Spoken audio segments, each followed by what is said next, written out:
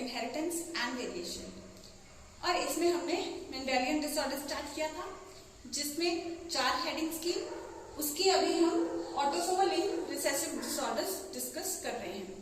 Autosomal linked recessive disorders में in the previous lecture we discussed about sickle cell anemia. I told you it is one of the most important portions. Sickle cell anemia में हमने क्या देखा? This is sickle cell anemia. इसमें हमने क्या देखा कि जो कोडॉन्स होते हैं उसमें एक पॉइंट पे, सिर्फ एक पॉइंट पे, कोडॉन में सिर्फ एक पॉइंट पे एक बेस का चेंज आ जाता है। क्योंकि वो एक ही पॉइंट पे चेंज आया है इसलिए हम इसे कह सकते हैं पॉइंट म्यूटेशन।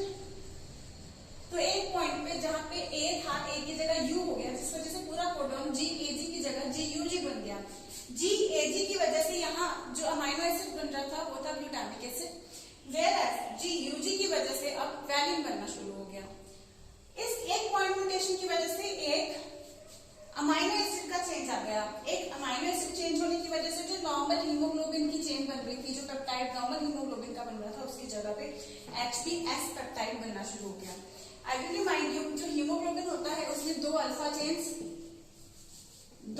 चेन्स और 2 बीटा चेन्स होती हैं। तो ये जो चेंज आया है ये बीटा चेन में आया है, हीमोग्लोबिन की बीटा चेन में आया बेटा, ठीक है। तो जिस वजह से HbS पेप्टाइड बन जाता है। सिकल सेल जो इसको सिकल सेल मिलने का कॉज बनता है। नॉर्मल हीमोग्लोबिन से अलग हीमोग्लोबिन हो गया जिसकी उतनी एफिनिटी ऑक्सीजन के साथ नहीं होगी जितनी नॉर्मल हीमोग्लोबिन की होती है, ठीक है। जिस वजह से जब इस इंसान को ज्यादा ऑक्सीजन की जरूरत पड़ती है, ऑक्सीजन टेंशन के टाइम पे, या तो ये भाग दौड़ रहा है, ज्यादा ऑक्सीजन की जरूरत है, सांस चढ़ रही है, या ये पहाड़ पे चढ़ रहा है जहां पे फिर से ऑक्सीजन टेंशन इसको फील हो सकती है, वहां पे जब इसकी आरबीसीज के अंदर ये जो अबनॉर्मल हीमोग्लोबिन है ये अच्छे से उसको कोशिश करता है इसके साथ बाइंड करने की, तो लेकिन बाइंड प्रॉपर तरीके से नहीं हो पाता है, तो उस चक्कर में जो आरबीसीज हैं वो यूं फोल्ड हो जाती हैं और शेप उनकी बन जाती है बाइकनकेव की जगह सिकल शेप वो गेन कर लेती हैं, ठीक है। बाइकनकेव की जगह, जो नॉर्मल बाइकनकेव शेप की जगह उनकी अभी सिकल शेप हो जाती है, ठीक है। तो ये सिकल शेप होने के लिए, sickle is that instrument which is used in gardening, gardening में यूज होता है ना सिकल, तो उसको बोलते हैं। अब सिकल शेप हो जाती है, खुरपी टाइप समथिंग, आई थिंक खुरपी बोलते हैं शायद उसको, तो वो उसकी जैसी शेप हो जाती है इसकी, यूं फोल्डेड सा, जैसे एक राउंड चीज है यूं फोल्ड हो जाएगी वो, ठीक है। तो वो सिकल शेप हो जाएगा, तो उतना फिर उसका ऑक्सीजन टेंशन के कारण तो वो प्रॉपर अपना जो फंक्शन है ऑक्सी हीमोग्लोबिन बनाने का, ऑक्सीजन को ट्रांसपोर्ट करने का, वो प्रॉपर तरीके से नहीं कर पाता है उस चक्कर में, लेकिन वो फोल्ड हो जाते हैं। ऐसे इंसान के आरबीसीज का टेस्ट करेंगे अगर हम, तो माइक्रोस्कोप के अंदर हमें ये सिकल शेप आरबीसीज ऑब्जर्व होने को मिलेंगे, ठीक है। देन और ये एक प्लियोट्रॉपी की भी एग्जांपल है। प्लियोट्रॉपी क्या होता है? प्लियोट्रॉपी होता है जहां पे एक particular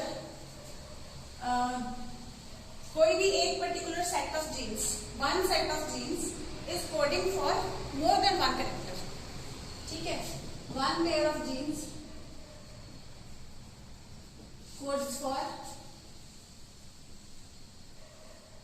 more than one character, one pair of genes codes for more than one character.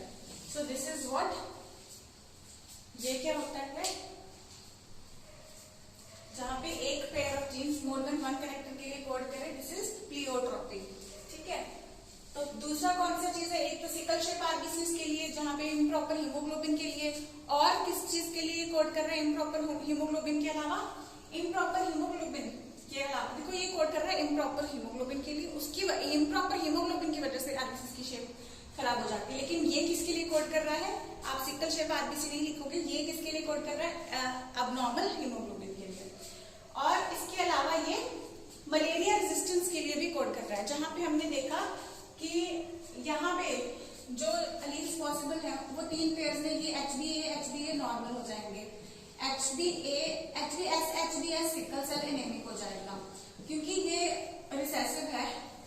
तो HbS होगा तो ये सिकल सेल एनेमिक नहीं होगा, लेकिन ये मलेरिया रेजिस्टेंस एग्जिबिट करेगा, क्योंकि HbS is coded not only for abnormal hemoglobin but also for malaria resistance. तो अफ्रीका में ये दोनों ही प्रॉब्लम्स बहुत ज्यादा कॉमन है, मलेरिया और सिकल सेल एनीमिया। वहां पे हम लोग देखते हैं कि जो नॉर्मल HbA होमोजाइगस हैं they die because of malaria, mostly they die because of malaria, and homozygous for the HbS they die because of sickle cell anemia, whereas heterozygous उनको दोनों ही बेनिफिट्स मिलते हैं, मलेरिया रेजिस्टेंस का भी benefit मिल जाता है, plus HbS के लिए तो वो, अगर हम हीमोग्लोबिन के केस की बात करें इसके लिए तो वो रिसेसिव है, तो हीमोग्लोबिन उनमें नॉर्मल बनता है और मलेरिया रेजिस्टेंस उनको कन्फर हो जाती है, मलेरिया रेजिस्टेंस की प्रॉपर्टी।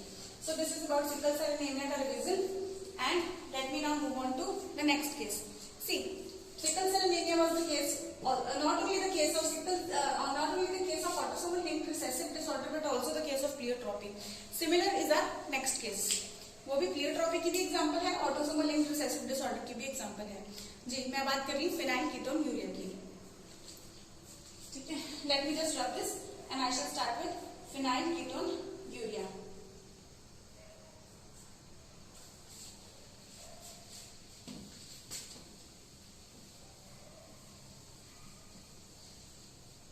जहां पर बस ये पॉइंट म्यूटेशन वाला पार्ट लिख लो, जहां पे एक कोडॉन चेंज होता है उसको हम पॉइंट म्यूटेशन बोल देते हैं।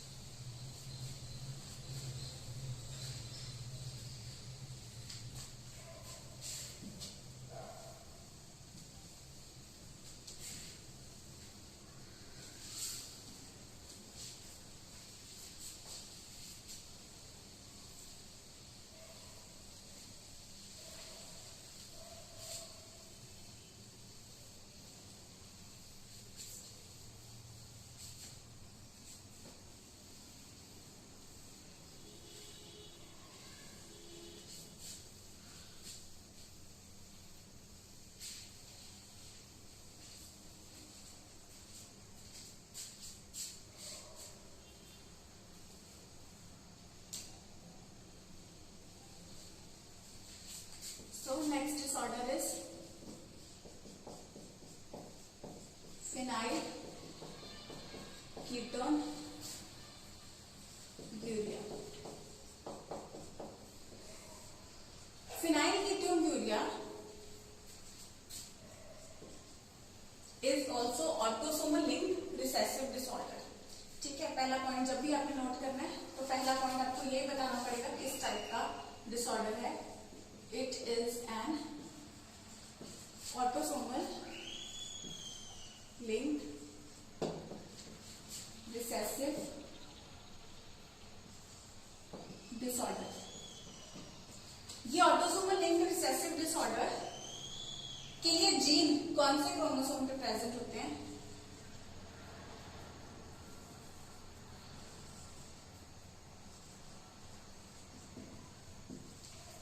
Defective genes occur on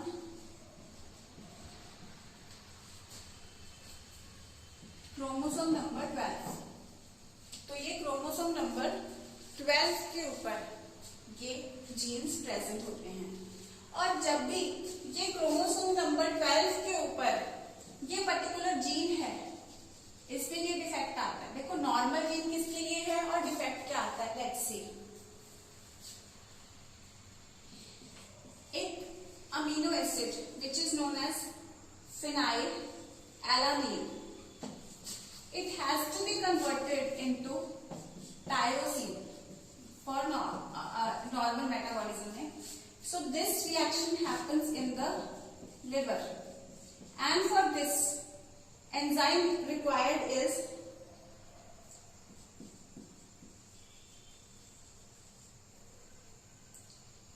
होता क्या है, ये आपको बेसिकली मेन चीज सुनो कि ये लिवर में ये रिएक्शन हो रहा है, और लिवर में एक्चुअली मेन क्वेश्चन आता है ये लिवर का, और ये जो रिएक्शन हो रहा है ये क्रोमोसोम नंबर 12 के ऊपर ये डिफेक्ट आ जाता है।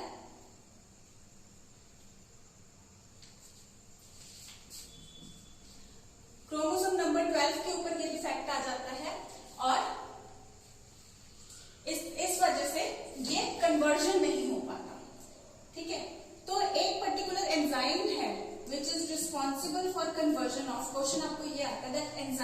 Responsible for conversion of phenylalanine to tyrosine, ये एंजाइम प्रोड्यूस होना बंद हो जाता है।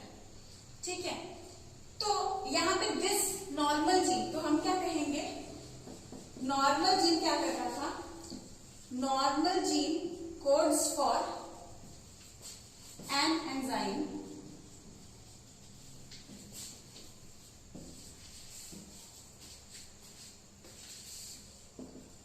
that is responsible for following reaction। ठीक है, तो इस डिजीज में ये पर्टिकुलर एंजाइम प्रोड्यूस नहीं हो रहा है। अब नाम कैसे याद करेंगे हम इसका, जब भी कभी रिएक्शंस होते हैं तो उसके बेस पे मैंने आपको नाम याद करने सिखाए थे, जिन बच्चों ने मेरे क्लासरूम लेक्चर्स लगाए हैं। Substrate plus reaction, substrate plus reaction, तो यहाँ पे इस सबस्ट्रेट पे काम कर रहा है, तो एंजाइम का नाम क्या होगा, पहले सबस्ट्रेट का नाम फिनाइल एलानिन। ठीक है, उसके बाद क्या हो रहा है इस एलानिन का, फिनाइल एलानिन का, देखो रिएक्शन हो रहा है लिवर में, तो इसकी बेसिकली क्या हो रही है, आप अज्यूम करके भी देख सकते हो, this is also amino acid, this is also amino acid, तो अलग तरीके के अमाइनो एसिड में ये कन्वर्ट हो रहा है। तो दिस हैपेंस मेनली ये किससे हो सकता है, हाइड्रोक्सिलेशन से। सो phenylalanine hydroxylase is the enzyme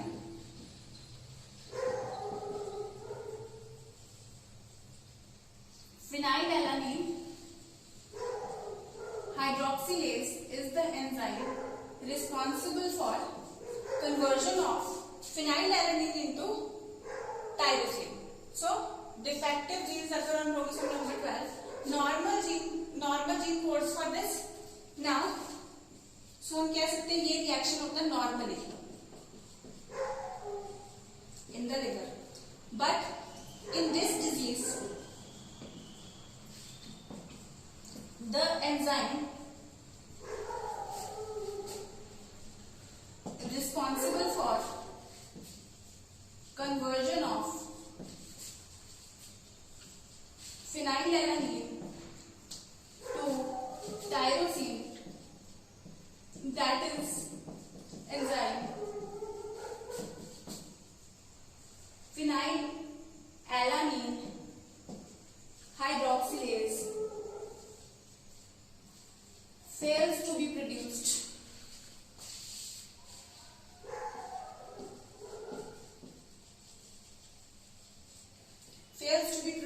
due to defect or mutation, mainly it is mutation in the gene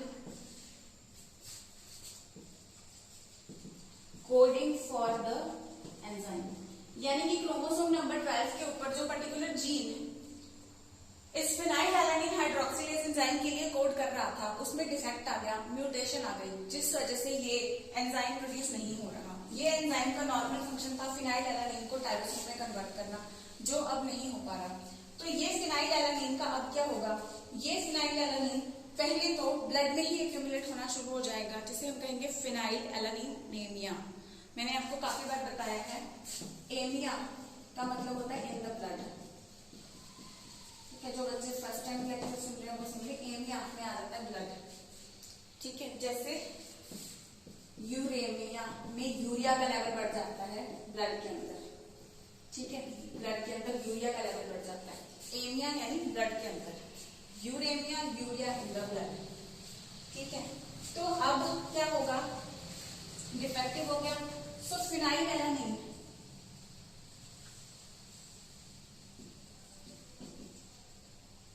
accumulates in the blood, blood में accumulate हो जाता है तो क्या हो जाता है, फिनाइल एलानिनेमिया। उसके बाद क्या होता है, ये फिनाइल एलानिन कुछ अलग बॉडीज में कन्वर्ट होना शुरू हो जाता है, कुछ और सब्सटेंसेस में, and gets converted and also gets converted in other substances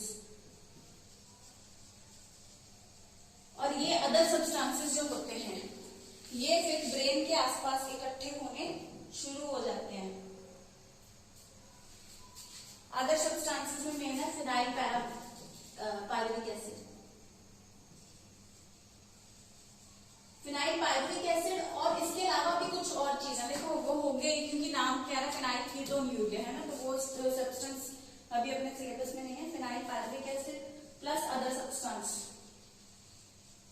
maybe some sort of ketone bodies related things. So अब ये इसमें कन्वर्ट होना शुरू हो जाता है। So this phenyl pyruvic acid and the other substances, ठीक है, these converted substances जो कन्वर्ट हो चुके हैं, these substances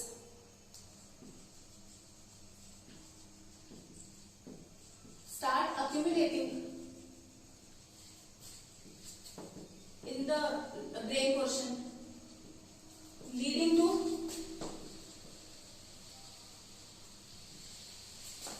in the brain के आसपास, ब्रेन के इन द ब्रेन रीजन लिख देते हैं कि ब्रेन के आसपास आ जाते हैं, ठीक है, रिजल्टिंग इनटू मेंटल रिटार्डेशन। अब बेटा मैंने आपको कहा कि ये केस डिफेक्टिव जीन का तो है ही है, इसके साथ में ये केस कि सिकल सेल एनीमिया की तरह प्लियोट्रॉपी का भी केस है, यानी कि मल्टीपल कैरेक्टर्स एग्जिबिट करेगा। एक कैरेक्टर हमने कर दिया मेंटल रिटार्डेशन, दूसरा कैरेक्टर है पिगमेंटेशन। अब पिगमेंटेशन में पर्टिकुलरली क्या होता है, पिगमेंटेशन भी इसमें लाइट होनी शुरू हो जाती है, जो हमारी स्किन को कलर जाता है, हेयर को कलर जाता है, तो वो पिगमेंटेशन लाइट होनी शुरू हो जाती है, ठीक है, डिक्रीज्ड या reduced pigmentation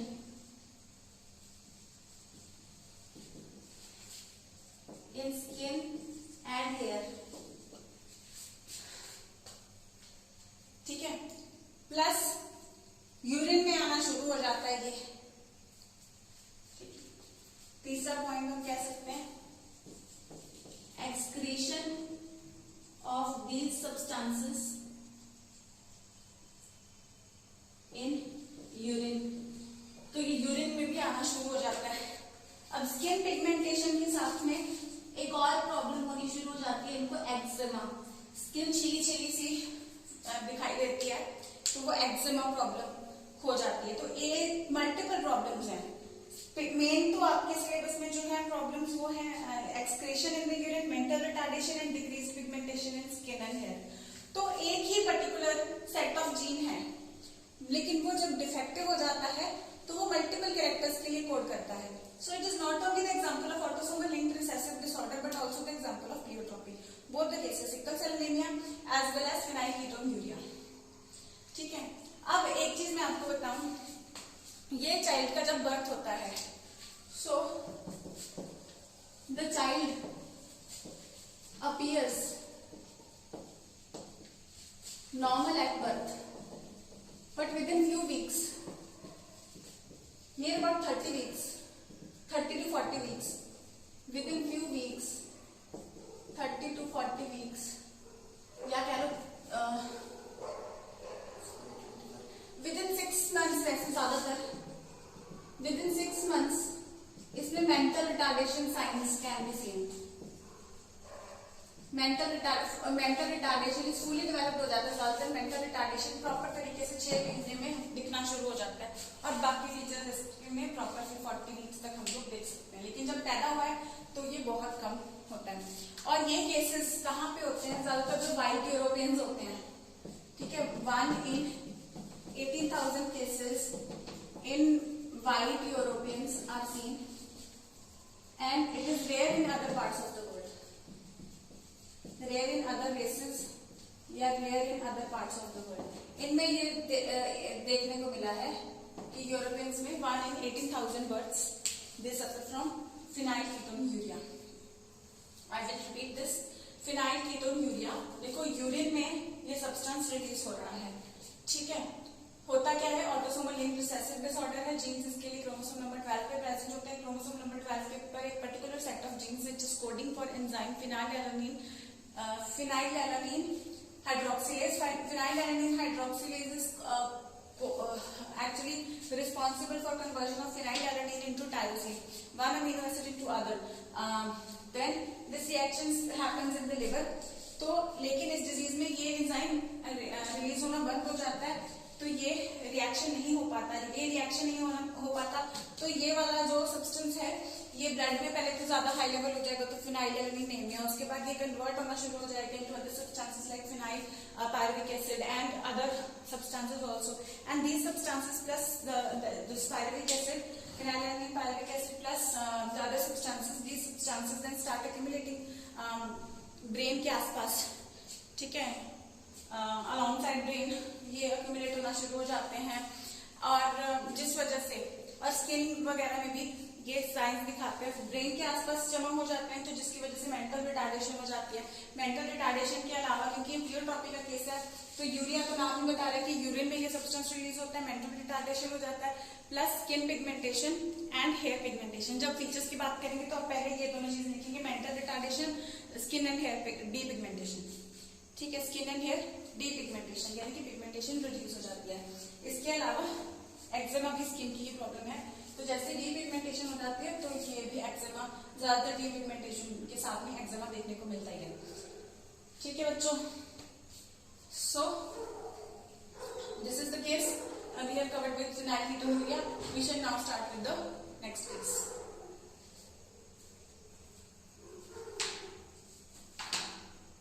I will just rub this, इसका स्क्रीनशॉट ले लो या नोट कर लो पॉज करके, ठीक है। अब नेक्स्ट केस हम स्टार्ट करेंगे।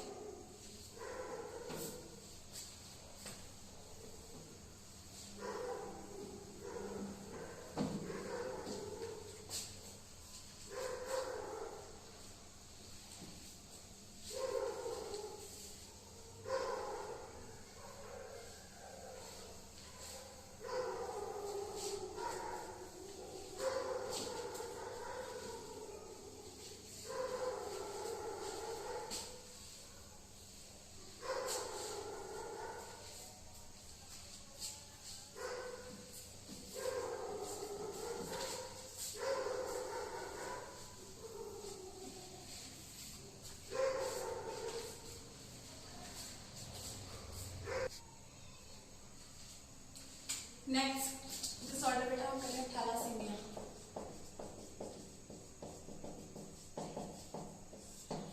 अब थैलासीमिया में भी हीमोग्लोबिन डिफेक्टिव होता है।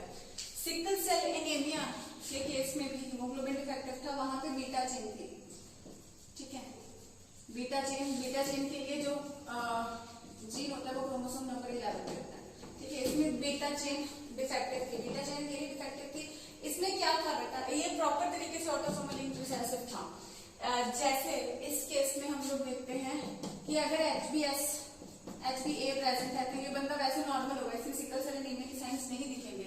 ऐसी चीज को जहां पे जीन प्रेजेंट है या तो डिजीज प्रेजेंट है या नहीं है, ये नहीं होगा कि थोड़ा सा डिजीज है या ज्यादा डिजीज है, तो यहाँ पे क्वालिटी है, या तो है या नहीं है। तो this thing is qualitative inheritance, ठीक है, प्रेजेंट है या नहीं है, गुड है या बैड है, दैट्स इट। लेकिन थैलेसीमिया को और तो हमारी एनसीईआरटी ऐसे लिख रही है कि this disease is passed on, can be passed on, जैसे कि हम ऑटोसोमल लिंक के बारे में कहते हैं हमेशा, this disease autosomal link recessive के बारे में, this link can be passed from heterozygous parents,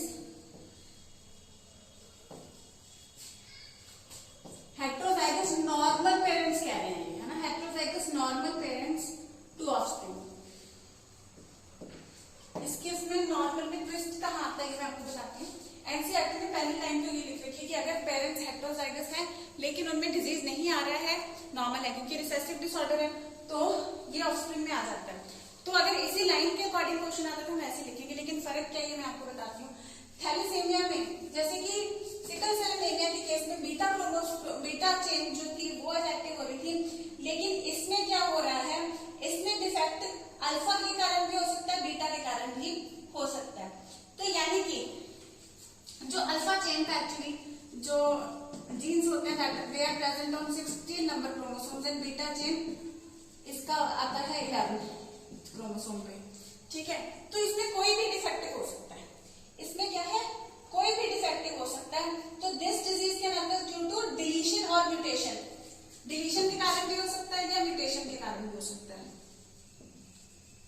जैसे नॉर्मली हम लोग बात करते हैं इसके बारे में, अकर्स ड्यू टू डिलीशन, या तो वो जीन डिलीट हो गया क्रोमोसोम से, डिलीशन और म्यूटेशन ऑफ नॉर्मल जीन।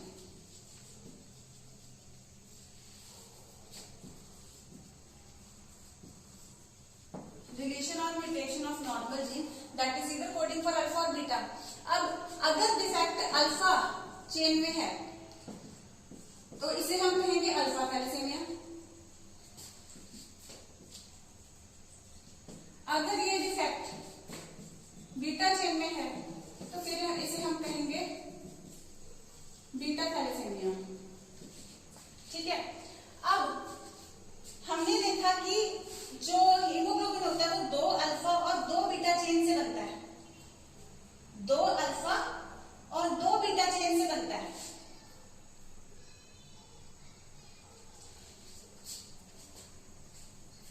दो अल्फा और 2 बीटा चेन से बनता है, तो इसमें से कोई भी इफेक्ट हो सकता है।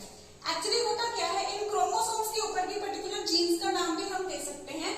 जो बीटा चेन के लिए है उसे हम HBB जीन बोलते हैं,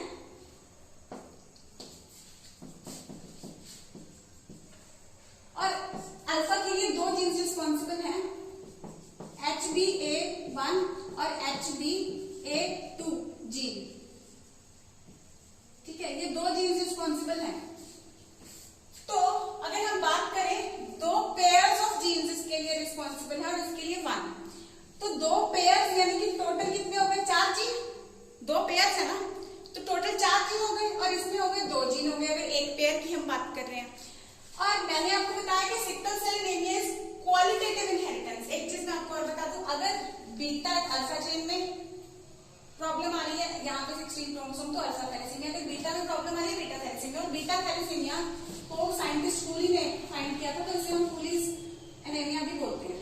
ठीक है, इसे सबसे पहले कूली ने ऑब्जर्व किया था।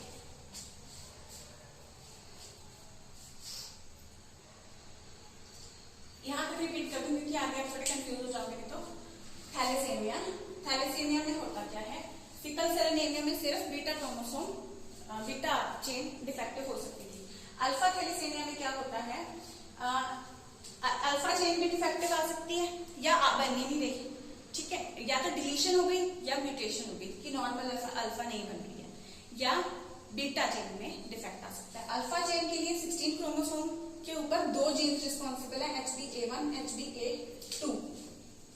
ठीक है, और बीटा चेन के लिए 11 क्रोमोसोम के ऊपर एक pair of gene, HBB gene जिसको बोलते हैं। ठीक है, तो अब ये क्यों होता है, या तो ये पर्टिकुलर जीन्स में डिलीशन हो जाए, जैसे ये पर्टिकुलर जीन जहाँ इसका एक पर्टिकुलर ये जीन था, ये डिलीट ही हो गया है और ये दोनों यहाँ पे यूं फ्यूज हो गए। ठीक है, डिलीशन या म्यूटेशन यानी कि इसमें ऑल्टरेशन हो गया, चेंज आ गया कुछ।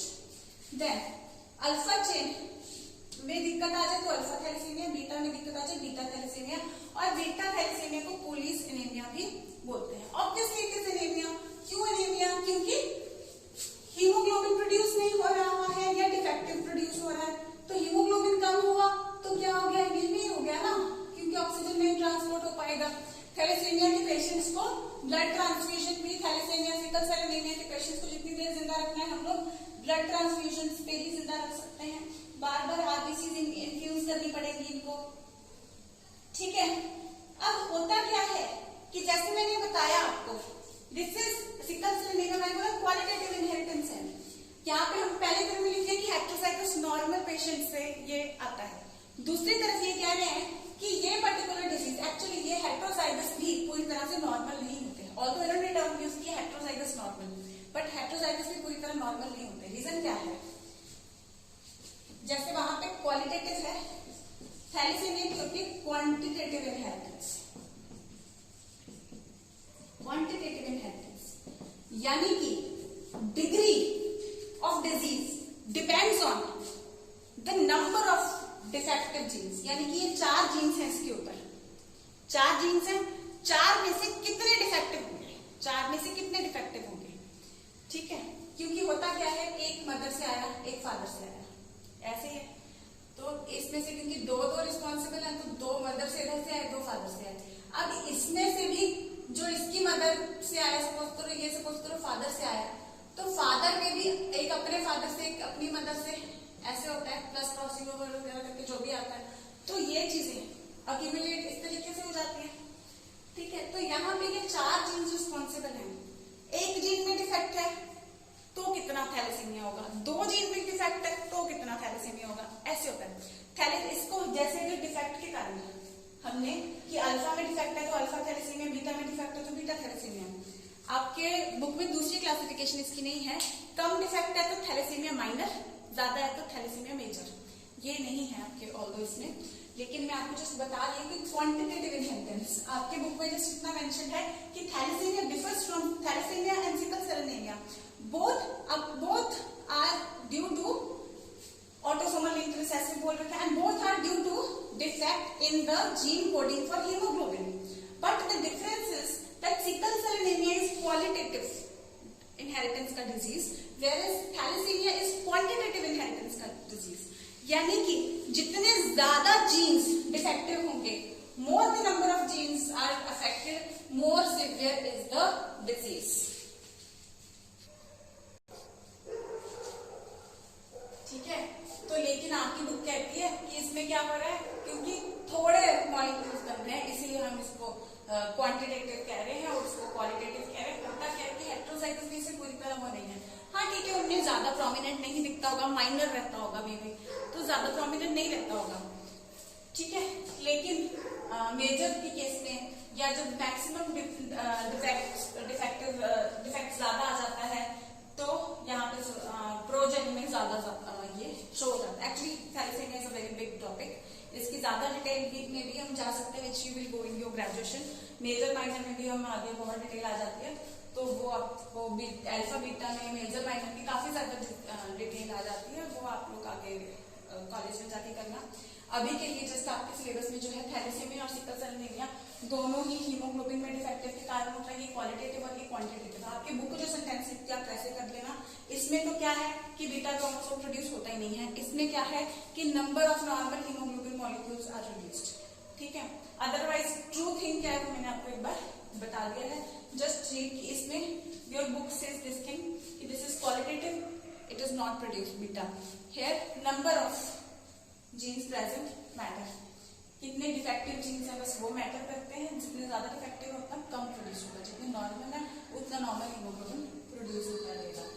ठीक है, देन अल्फा चेन के लिए 16 क्रोमोसोम के ऊपर 2 जीन्स HbA1 और HbA2, और बीटा थैलेसीमिया के ऊपर क्रोमोसोम नंबर 11 के ऊपर HbB क्रोमोसोम,